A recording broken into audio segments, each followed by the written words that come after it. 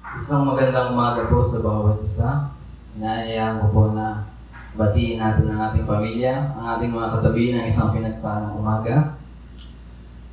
Ngayon po ay May 31, bagamat hindi tayo sigurado kung malilift o matatapos ng ECQ, pero alam ko meron tayong isang sigurado. Ayun ay meron tayong Panginoon Diyos na tapat, na nagbibigay lahat ng ating pangailangan sa ating mga pinagdaanan. Kaya inaaniyahan po ang bawat isa na magsitayo at sabay-sabayin natin basahin ang awit 118. Purihin si Yahweh sa kanyang kabutihan, pag-ibig niya ay tunay, laging tapat kailanman. Ang taga-Israel, bayaang sabihit kanilang ihayag.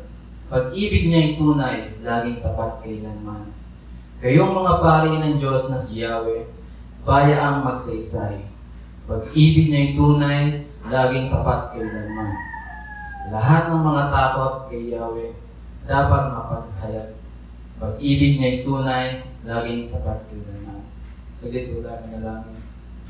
Panginoong Diyos, maraming salamat, Panginoon, sa kabutihan ng Panginoon na aming naranasan, Panginoon, sa aming mga pinagdaanan ng kalipas sa buwan, Panginoon.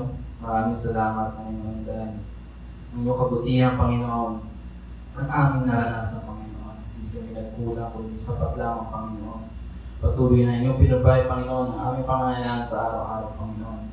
Maraming salamat, Panginoon, na alam namin, Panginoon, na mas malaki kayo, Panginoon, sa mga problema na aming dinadaharap, Panginoon, na aming mundo, Panginoon. At aming pinapanalangin, Panginoon, ang araw nito, Panginoon, na patuloy na ikaw ang aming maitaas, Panginoon. Ang pangalan mo lamang, Panginoon. At patuloy na sa aming napapakinggan yung salita, Panginoon, ang aming speaker, Panginoon. Patuloy na gamitin niyo siya, Panginoon, bilang daluyan ng pagpapala, Panginoon. At sa inyo namin binibigay lahat, Panginoon, ang buong araw nito, Panginoon, sa iyo lamang, Panginoon. Sa tanging pangalan ng aming Panginoon Diyos. Amen.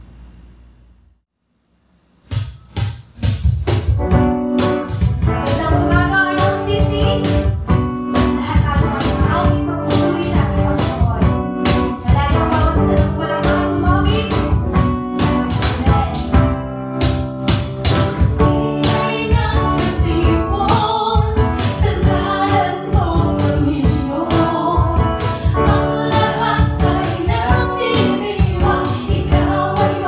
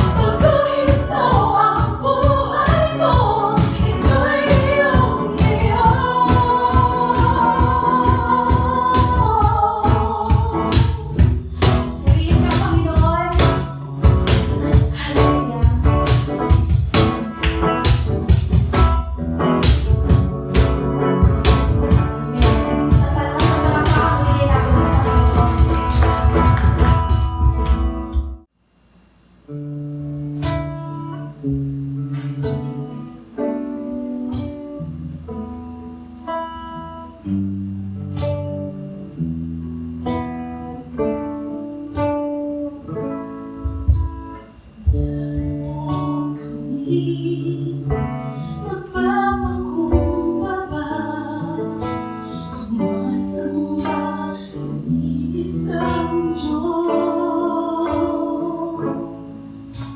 Hinahanap namin kahit na ang iyong mukha, sumasamo sa iyong pag-ibig. At sa himig na aking tanging dala,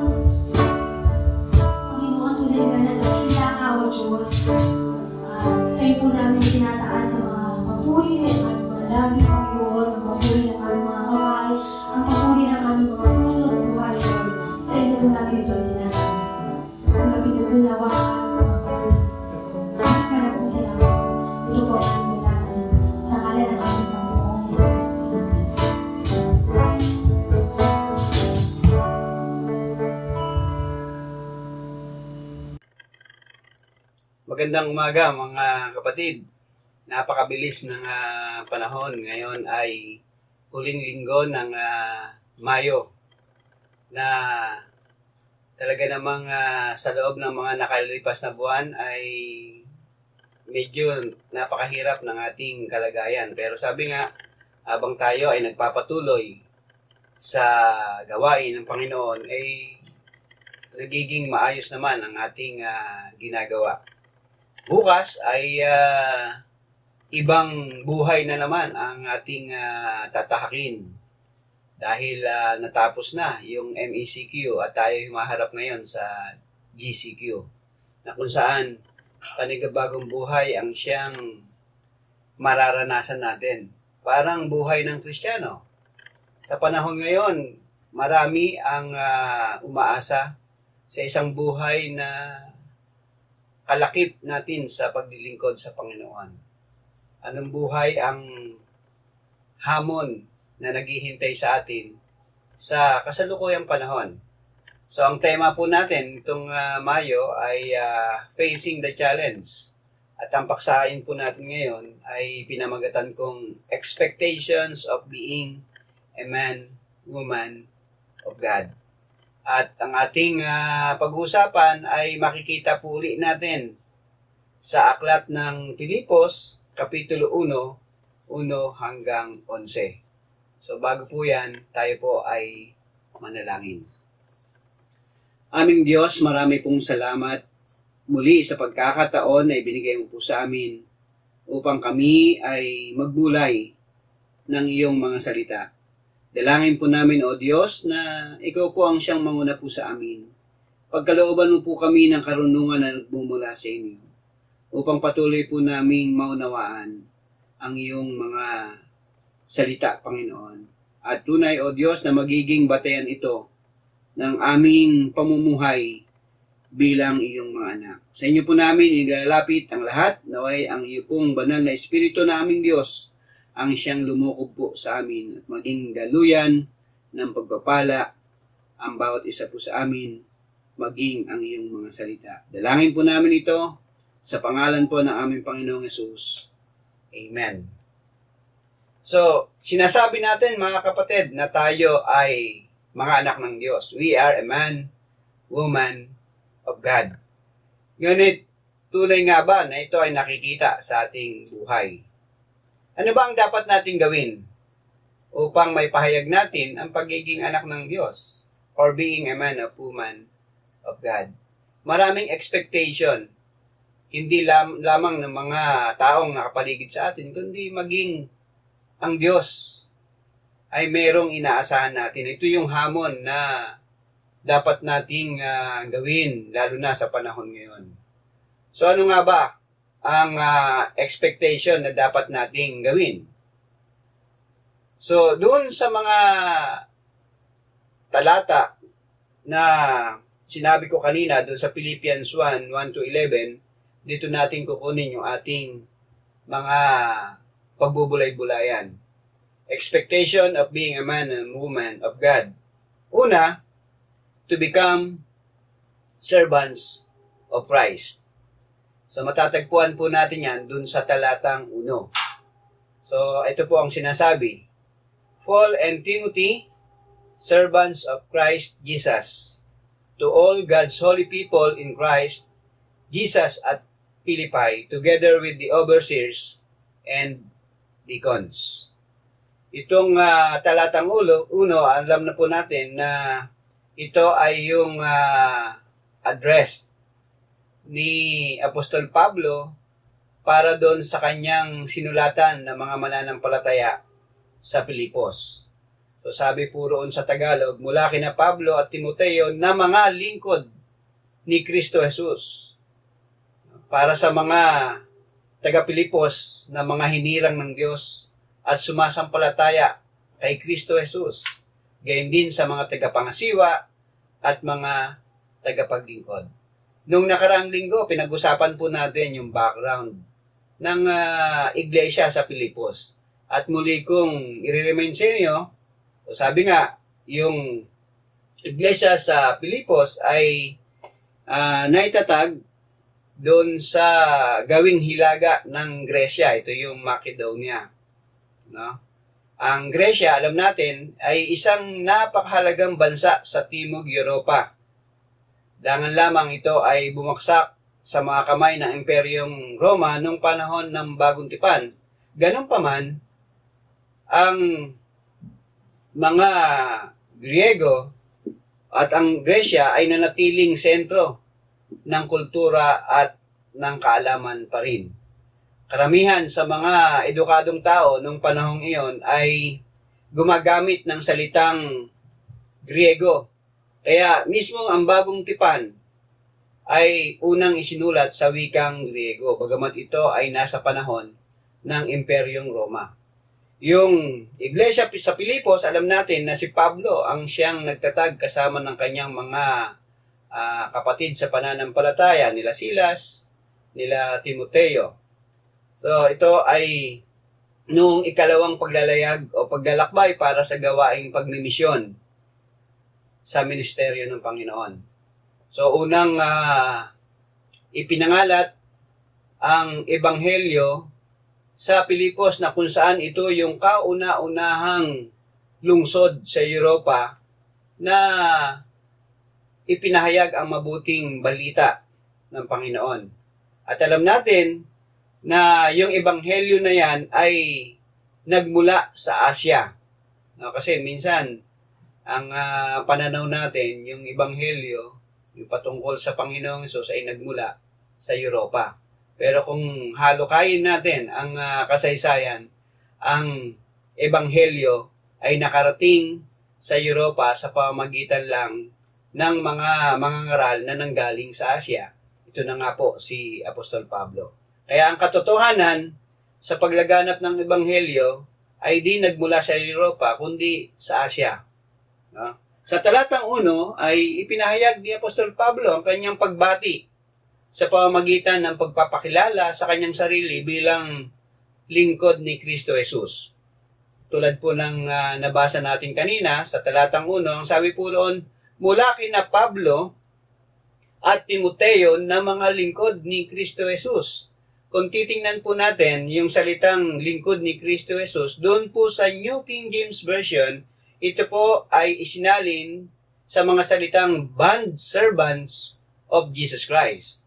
Sa NIV, ang ginamit is servants of Christ. Sa Greek, ang original translation ng salitang lingkod ni Kristo Jesus ay doulos Yesou Christou. In figurative sense, yung salitang doulos designates the individual in his or her relationship of dependence and service toward God. Ito po yung makikita natin dun sa exegetical dictionary ng New Testament.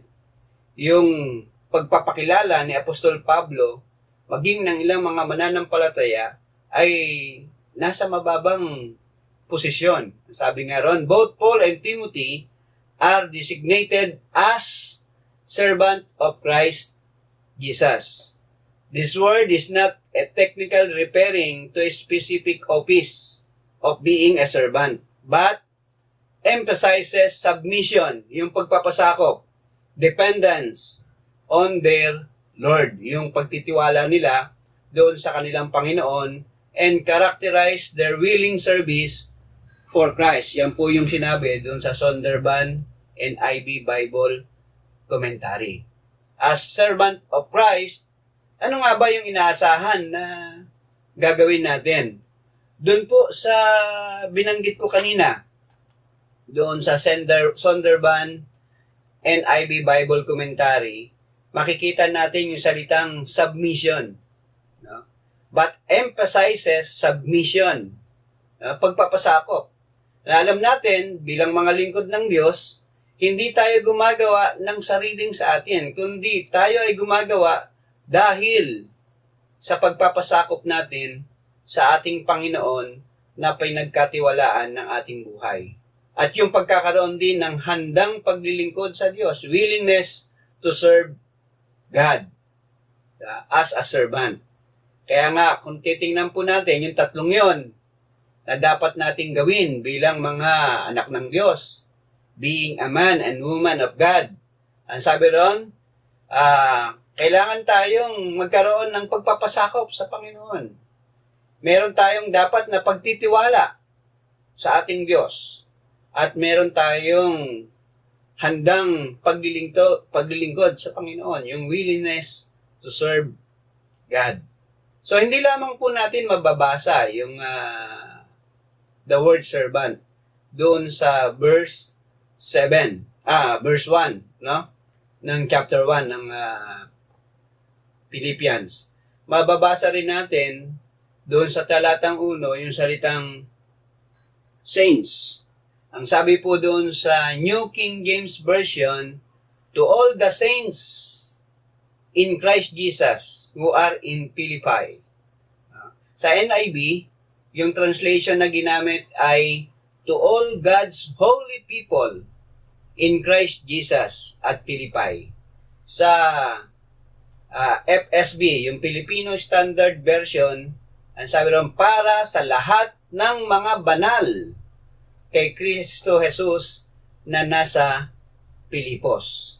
Doon sa original translation, the word holy, saints, ay ginamit o makikita sa original na salin na hagios. Hagios. Akin to hagiosmos. It means holy, holiness, pure, dalisay. It signifies separated. Alam nyo, yung salitang ito kasi, kung pag-uusapan natin yung panahon, doon sa panahon, noong itinatag ang iglesia na kung saan maraming mga Griego ang naroroon at yung mga foreigner ang nagsasalita ng Griego. So, dito, yung salitang saints ay ginamit, it was used among the Greeks na dedicated to the gods. Yung kanilang ginagawa ay para sa Diyos na kanilang pinaniniwalaan. So, hagios in Scripture, in its moral and spiritual significance, it means separated from sin and therefore consecrated. Ano ba ibig sabihin ng consecrated? To set apart for God. So, ulitin ko ulit. Hagios in Scripture, in its moral and spiritual significance, it means separated from sin and therefore consecrated to God. No? Hiwalay sa kasalanan at hiwalay para sa Diyos. It is not an attainment, but it is a step into which God calls men and women. Hindi lamang to isang pahayag, kundi ito ay isang kalagayan bilang mga tao, men and women, man and woman, na tinawag ng Diyos. Naniniwala ba kayo doon, mga kapatid? Na tayo ay tinawag ng Diyos? Ang sabi po doon sa 2 Timothy, chapter 1, 9 and, chapter 1, 9. So, sa New International Version, ang sabi po, He has saved us and called us to a holy life. Not because of anything we have done, but because of His own purpose and grace. This grace was given us in Jesus Christ before the beginning of time. So, ang sabi po ron, we are called to a holy life. Believers are called to sanctify themselves. Ihiwalay ang sarili para sa Panginoon. So, yung pagkakagamit ni Apostol Pablo na doon sa salitang saints o hagios, na ang ibig sabihin noon ay upang ang mga banal ay mamuhay na hiwalay mula sa kasalanan at mamuhay ng hiwalay para sa Diyos. No?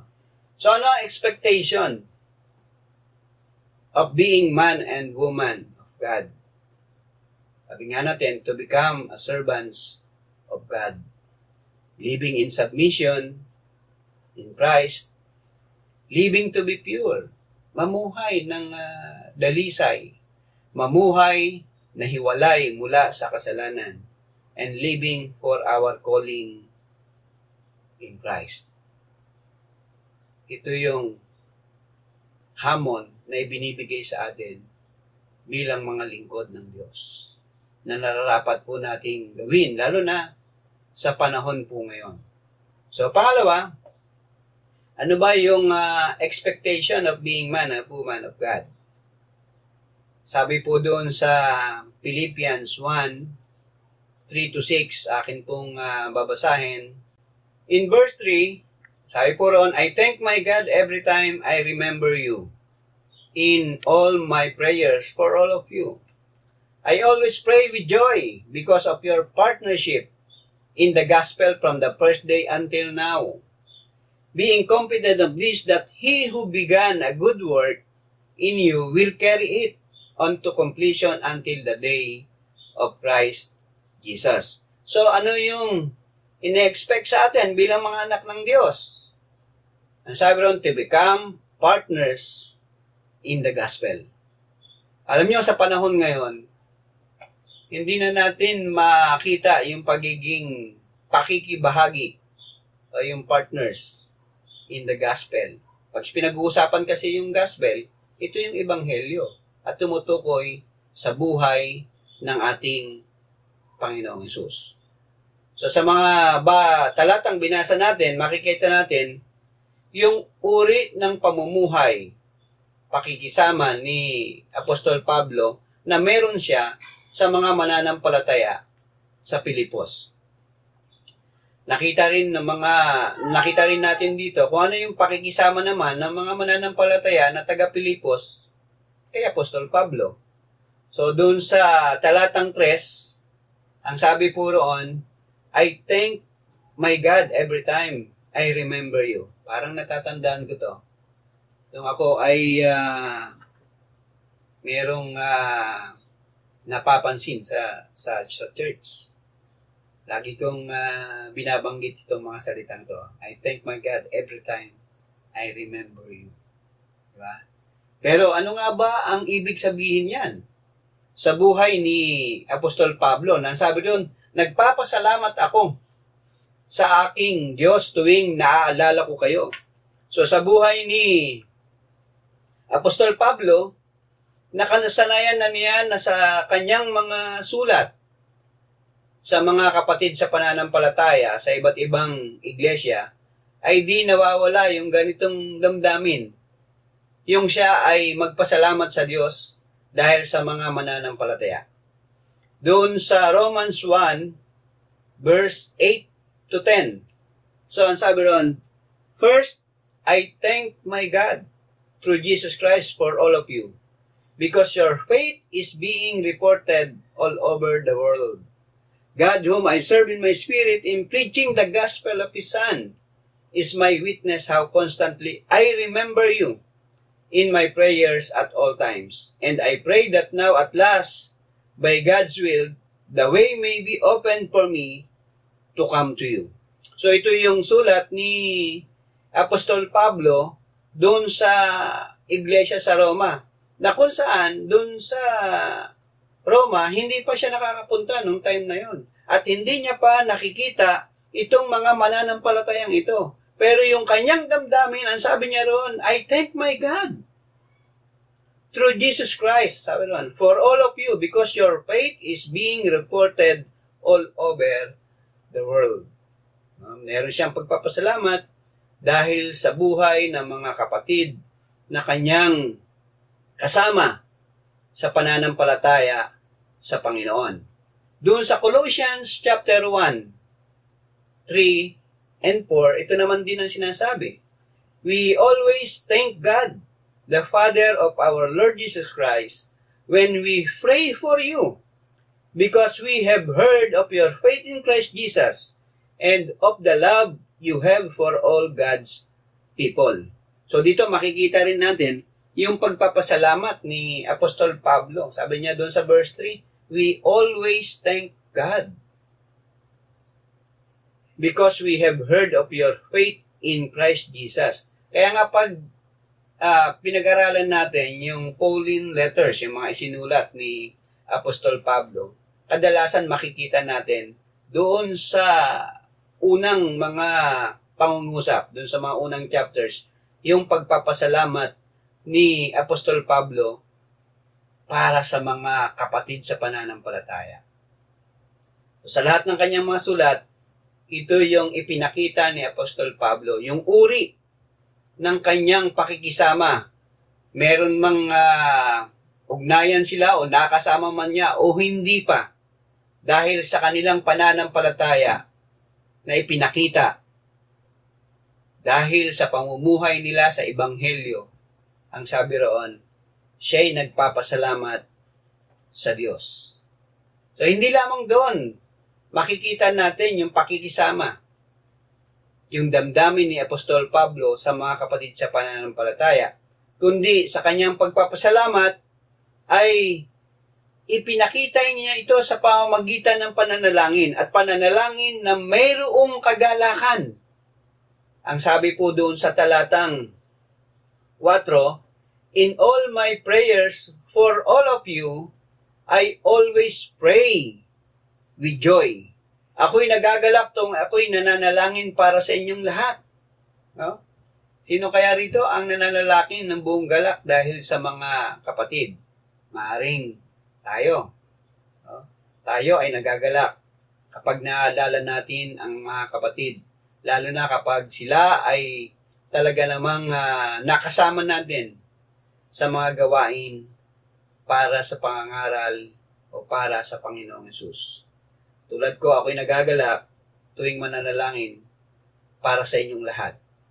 Hindi lamang sa pananalangin natin tuwing alas 8 ng gabi, kundi sa tuwing maalala natin ng mga kapatid, buong kagalakan. Minsan nga, sa memories ng mga nagdaang mga pangyayari ng mga kabataan pa, minsan napapangiti ako doon sa karanasan, nakasama yung mga mananampalataya. So, bakit siya nagagala? Tuwing siya'y mananalangin, si Apostol Pablo. Doon sa talatang 5, doon sa verse 5, sinabi niya yung dahilan, because of your partnership in the gospel. Because of your partnership in the gospel. Dahil sa inyong pakikiisa sa pagpapalaganap ng mabuting balita tungkol kay Kristo. Sabi ron, because of your partnership. Yung Greek partnership sa Greek word, yung original translation, ito po ay ginamit sa salitang koinonia. No? Kung titingnan po natin yung King James Version, ang ibig sabihin niyan is companion, fellowship, partaker, or partner. Sa mabuting balita Tagalog kasi, ang pagkakagamit ay pakikisa. Or doon sa Filipino Standard Version, ang pagkakagamit diyan is pakikibahagi. Pakikibahagi, pakikisama. Koinonia or the word koinonia is translated fellowship, partnership, and participation. Kung saan tayo ay nakikibahagi sa pangangaral tungkol sa mabuting balita. Because of your partnership in the gospel. From the first day until now. Alam natin na malaki ang naitulong ng mga kapatid sa Pilipos sa ministeryo ni Apostol Pablo. Hindi lamang dahil doon sa nagbigay sila ng kanilang financial assistance o dahil doon sa pagsusugo kay Epaphroditus, kundi maging sa iglesia na natatag sa Pilipos. Ano ba yung naitulong nila? doon sa ministeryo sa iglesia sa Pilipos. Alam nyo, yung iglesyang ito, sabi nga, nung isang komentaryo, no?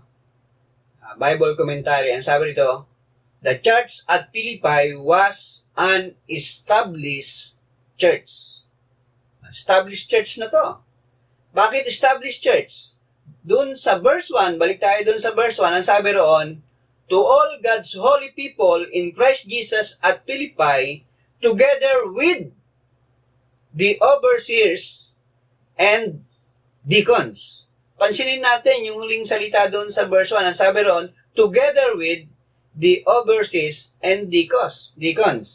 Yung sulat na ito ay naka-address hindi lamang doon sa mga mananampalataya sa mga Pilipos, kundi maging doon saan?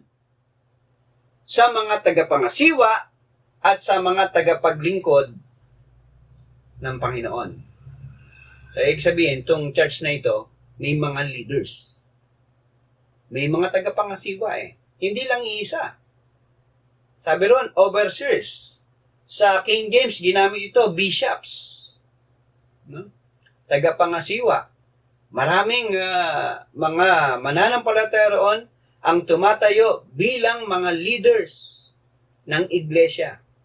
At hindi lamang mga leaders, kundi mga tagapaglingkod, mga deacons, na kung saan ang bawat isa ay tumutugon sa gawain, sa ministeryo ng Panginoon. So, kailan nagsimula yon? Yung kanilang partnership.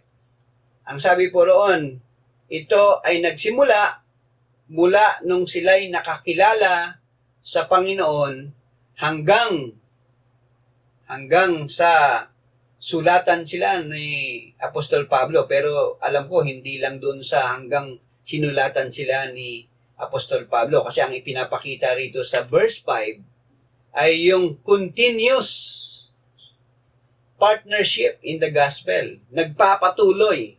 So, ang sabi po roon sa verse 5, ang sabi roon, because of your partnership in the gospel from the first day until now. Mula nung sila'y nakakilala sa Panginoon hanggang sa sila'y nabubuhay, nagpapatuloy silang nakikibahagi sa gawain para sa Panginoon sa iglesia sa Pilipos. Alam niyo, sa panahon natin ngayon, mga kapatid, bakit maraming mga Kristiyano na ang tagal na sa pananampalataya, pero di pa rin alam kung ano ang kanyang maibabahagi sa loob ng iglesia, ng church. Na ang tagal-tagal na, ganun pa rin, attendi pa rin, mga kapatid. We are called by God not to attend worship service, but to be a partner. Maging kabahagi tayo ng salita ng Diyos, ng mabuting balita, ang gawain para sa Panginoon. Minsan, hinihintay nating maramdaman kung ano yung gagawin natin sa loob ng Diyos. Alam nyo, yung damdamin sa ministeryo ng Panginoon, hindi tayo ang gumagawa niyan. Kasi kung papansinin natin, yung mga salitang, we are called by God, tinawag tayo ng Diyos. At nung tayo ay tinawag ng Diyos, dito nagpasimula na ang Diyos ang siyang gumawa nito sa atin. Nagpadama nito sa atin. Yung paggawa natin, yung pagiging kabahagi ng gawain ng Panginoon. Ang Diyos ang gumawa nito sa atin. Doon sa verse 6, ang sabi roon, natitiyak kong ang mabuting gawain pinasimulan sa inyo ng Diyos ay kanyang lulubusin hanggang sa araw ni Hesukristo. Yung pinasimulan ng Diyos, yung ipinadama ng Diyos sa atin, nung una tayong tumanggap sa Panginoong Hesus, nung una tayong nagtiwala sa Panginoong Hesus, yung damdamin na yan na siya ay paglingkuran. Dahil tinawag niya tayo. At yung pagkakatawag sa atin ay yung pagkakaroon ng bahagi to be partners in the gospel. Mga kapatid, tayo ba ay kabahagi ng iglesyang ito ng Diyos para sa pangangaral ng salita ng Diyos, para sa gawain ng Panginoon? Sa darating na linggo, ilang taon na ang church? 19 years. 19 na taon na punong-puno ng pagpapala ng Panginoon. Pero, nakita ba natin ang ating mga sarili na tayo ay kabahagi ng iglesyang ito para sa ministeryo ng pagkakatawag sa atin bilang mga anak ng Diyos? Ano pa yung expectation of being man and woman of God? So, ang sabi natin, to become servants of Christ. Second, to become partners in the gospel.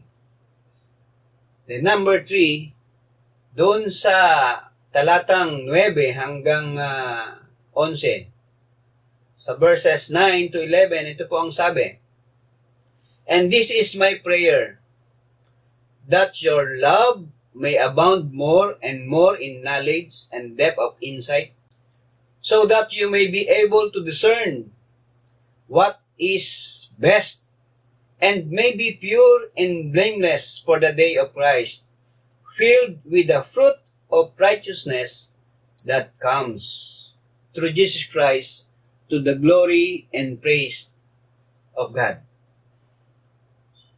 Ito yung mga talata na nagpapakita ng pananalangin ni Apostol Pablo sa mga mananampalataya sa Pilipos, na kung saan ito yung inaasahan ni Apostol Pablo na makita, patuloy na makita sa mga mananampalataya, na ang kanyang panalangin, ang sabi roon, na ang kanilang pag-ibig ay patuloy na sumagana. Sa verse 9 yan, that your love may abound more. Yung pag-ibig, hindi lamang sa mga kapatid, kundi pag-ibig sa gawain ng Panginoon, na ipakita natin na sumasagana ang ating paglilingkod sa Panginoon. Alam nyo, nung una tayo nakakilala sa Panginoon, para tayong nasa grade 1. And then, dapat ngayon, ano na tayo? Ay dapat tapos na tayo ng kolehiyo. Kasi, sabi roon, kung tunay na tayo ay nagmamahal sa gawain ng Panginoon, hindi lamang tayo nandun sa unang step ng pagmamahal natin sa Panginoon, kundi ito ay nagpapatuloy, nadidevelop. No? So, yun yung panalangin ni Apostol Pablo sa mga taga-Pilipos. That your love may abound more. Mas pakita pa nila yung pagmamahal nila. Hindi lamang sa mga kapatid sa pananampalataya, but to the ministry. Diba? Sa ministeryo na ipinagkatiwala sa kanila ng Panginoon. Then, pangalawa, masangkapan ng malinaw na kaalaman at pagkaunawa. And more knowledge and in-depth of insight. Dito natin makikita yung number 3. Ano yung number 3 na expectation natin, being of man, woman of God? Sabi ron, to become mature for the glory and praise of God. To become mature. Kailan ba nakikita yung maturity?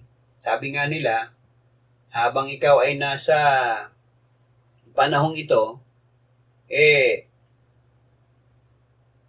nagpapatuloy yung maturity. Ano?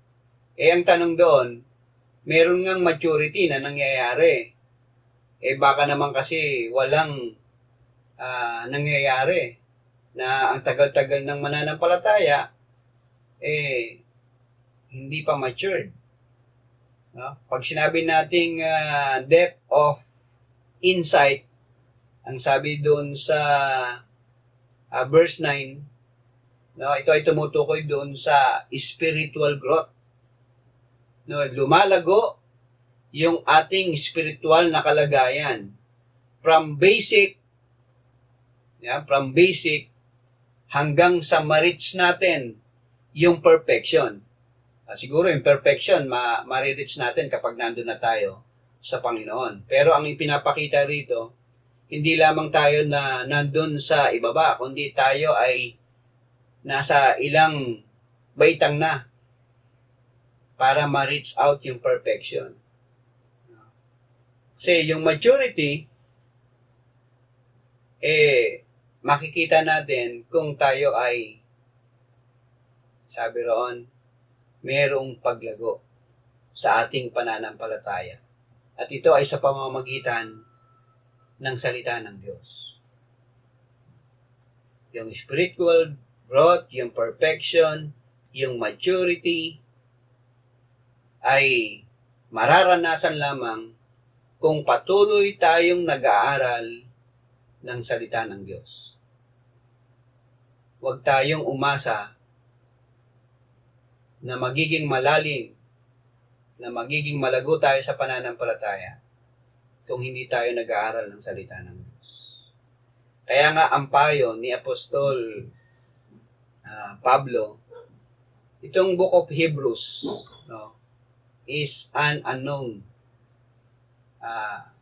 author. Hindi tiniyak dito kung sino yung author, pero dalawa ang pipilian na author ng Hebrews, si Barnabas at saka si Paul, no? Si Paul kasi kaya siya yung sinabi ng ilang mga komentarista sa Biblia na siya yung may author ng Book of Hebrew dahil doon sa huling chapter binanggit niya si Timothy. But sabi nga natin, ang salita ng Diyos ay mas lalo nating maunawaan kung tinitingnan talaga natin at pinag-aaralan yung mga salita. Si Paul man ang sumulat nito o kung si Barnabas, ito yung kanilang payo. Ang sabi po doon sa Hebrew 6:1 and 2, kaya't iwan na natin ang mga panimulang aralin tungkol kay Kristo at magpatuloy tayo sa mga aral na para sa mga may sapat na gulang na. Tigilan na natin ang muling paglalagay ng pundasyon tungkol sa pagtalikod sa mga gawang walang kabuluhan at tungkol sa pananampalataya sa Diyos, tungkol sa mga iba't ibang seremonya ng paglilinis at pagpapatong ng mga kamay at tungkol sa muling pagkabuhay ng mga patay at sa hatol na walang hanggan. Ano ang sabi ron? Iwan na natin yung mga panimulang aralin. Doon sa English, ang sabi rito, forsake, iwan, yung elementary teachings. Ano ba? Tagal-tagal na nating mananampalataya. Ano ba ang nalalaman natin sa turo ng Diyos? Diba? Minsan kasi, ang tagal na nating mananampalataya, pero ano yung pagkaunawa natin sa salita ng Diyos? O alam natin yung repentance. Alam natin yung faith, yung pananampalataya. Alam natin yung giving. Alam natin yung pagkabuhay ng mga patay. Pero minsan hanggang doon na lang. Kaya nga ang sabi rito ng may akda ng Hebreo, iwan nyo na yun. Abay, pumunta naman kayo sa secondary. Kasi pagkatapos ng elementary, secondary. Pagkatapos ng secondary, meron pang tertiary. Pagkatapos ng tertiary, meron pang mastery. Ano susunod sa mastery? Meron pang doctorate. Pag natapos mo yon, kalbo ka na. No, kalbo na tayo. Pero, mga kapatid, ano ang pinapakita rito? Dapat yung pagka-alam natin sa salita ng Diyos, yung kaalaman natin patungkol sa salita ng Diyos, ay hindi lamang doon sa mga fundamentals. Kundi dapat nadidevelop natin yung kaalaman na yan. Kaya ito yung sinabi ni Apostol Pablo, the depth in insight. Maging malalim tayo. Di ba? Magiging malalim lang tayo kung tayo ay mag-aaral ng salita ng Diyos. Doon sa 1 Peter 2:2, ang sabi ni Apostol Pablo. Alam niyo, si Apostol Pablo, lagi niya ring kino-comment si Pablo. Dito, makikita natin sa sulat din ni Apostol Pedro, ang sabi roon sa unang Pedro chapter 2 verse 2, gaya ng sanggol, kayo'y manabik sa dalisay na gatas na espiritual upang lumago kayo tungo sa kaligtasan. Upang lumago. To become mature. Magkaroon tayo ng paglagong espiritual. Ito yung nais ng mga apostol sa atin. Hindi lamang si Apostol Pablo ang nagnanais na maging malago tayo sa pananampalataya, sa spiritual nating kalagayan. Maging si Apostol Pedro, ito rin ang sinabi niya, desire as a child, no? Doon sa gatas na espiritual na siyang magiging dahilan upang tayo ay lumago. Pero sabi nga doon sa Corinthians, hindi puro gatas lang ng puro gatas. Baka naman ang tagal-tagal na natin sa pananampalataya, gatas pa rin tayo ng gatas. Dapat kumakain na tayo ng karne.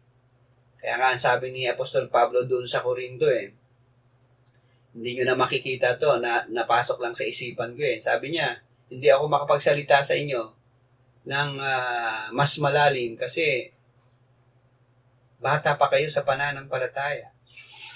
Hindi nyo pa kayang isipin, no, lunukin, di ba? Yung mga aral na dapat sana ay alam na, nauunawaan na, na mga matatagal na sa pananampalataya. So, mga kapatid, ano ang inaasahan sa atin? Hindi lamang ng mga tao na mga kapatid sa pananampalataya, kundi ng Panginoon. Yung magkaroon tayo ng malalim na pananampalataya sa Panginoon. Dahil kung malalim ang ating pananampalataya, ang sabi po doon sa verse 10 ng Philippians chapter 1, so that you may be able to discern what is best and may be pure and blameless for the day of Christ. Para malaman natin kung ano talaga yung pinakamahalaga. Sabi ron, to discern what is best. Kapag tayo ay malago sa pananampalataya, alam natin yung pinakamahalaga na dapat nating gawin. So, mga kapatid, tayo ba ay mayroong malagong pananampalataya?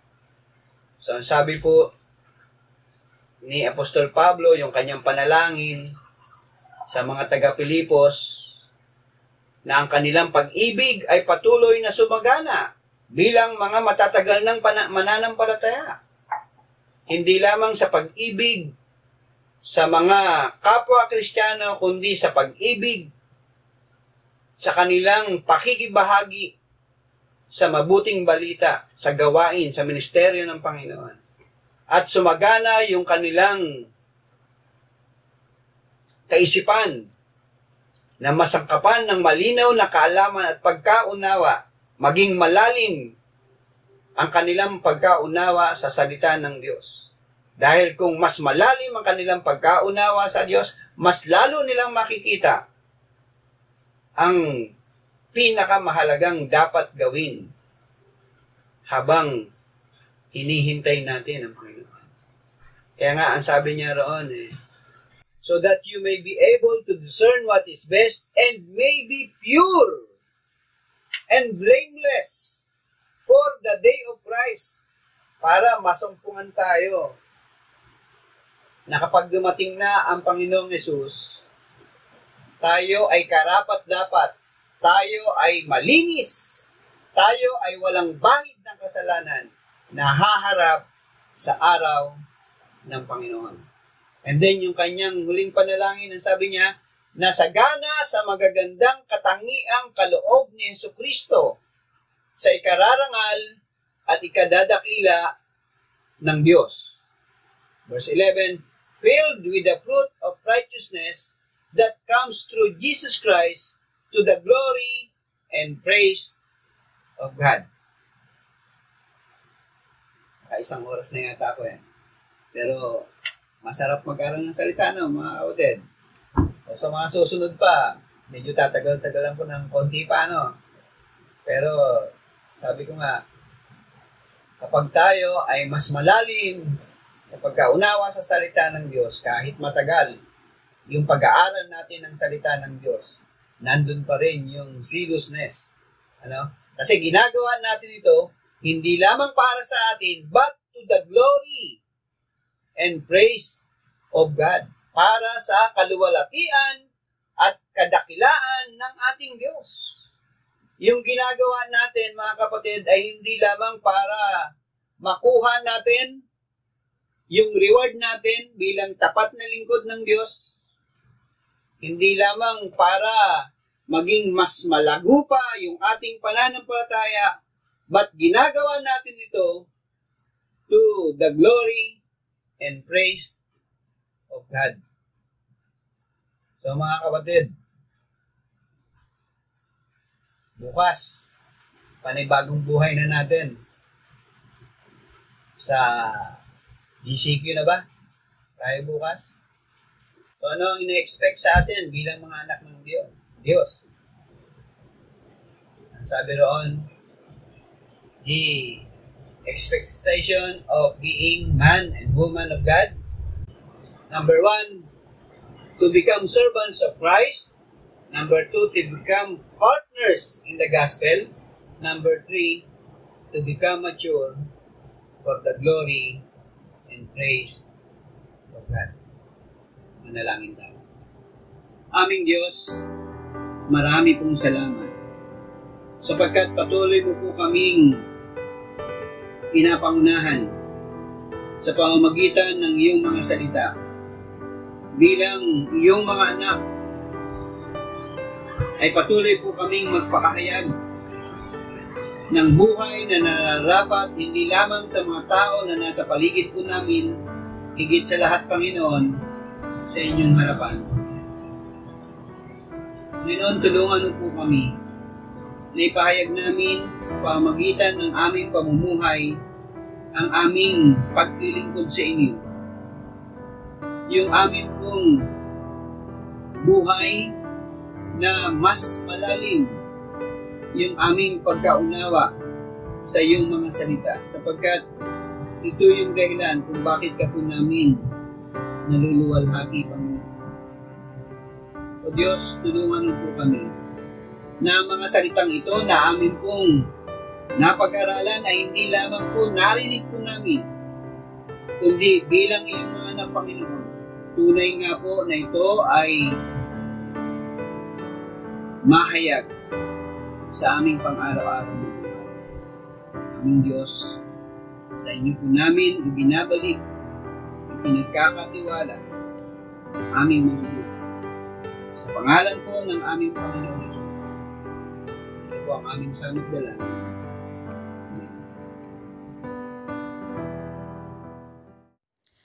Ang Ama ay papurihan, Anak, Espiritong Banal,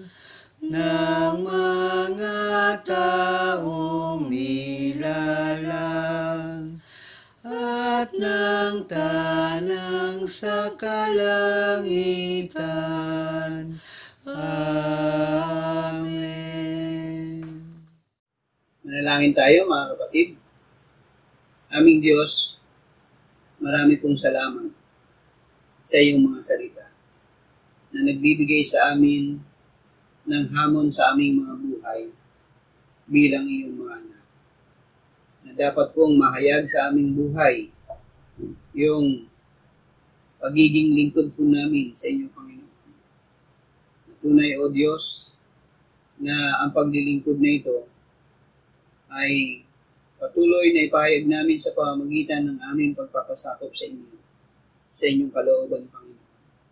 At tunay nga po, O Diyos, na kami ay makibahagi sa iglesia na iyo pong inilagay upang kami ay mapabilang makibahagi sa gawain para sa iyong ministeryo, Panginoon.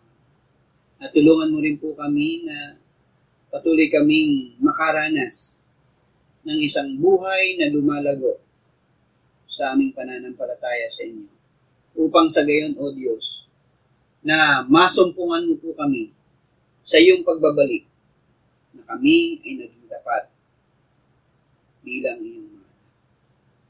Marami pong salamat sa iyong mga salita. At ngayon, naway sumayin yung lahat. Ang pagpapalat biyaya ng ating Diyos Ama, ang pag-ibig ng Panginoong Hesus, pag-iingat ng Banal na Espiritu mula ngayon, magpakailanpaman. Siya nawa. Amen. Amen. Magandang tanghali, mga kapatid.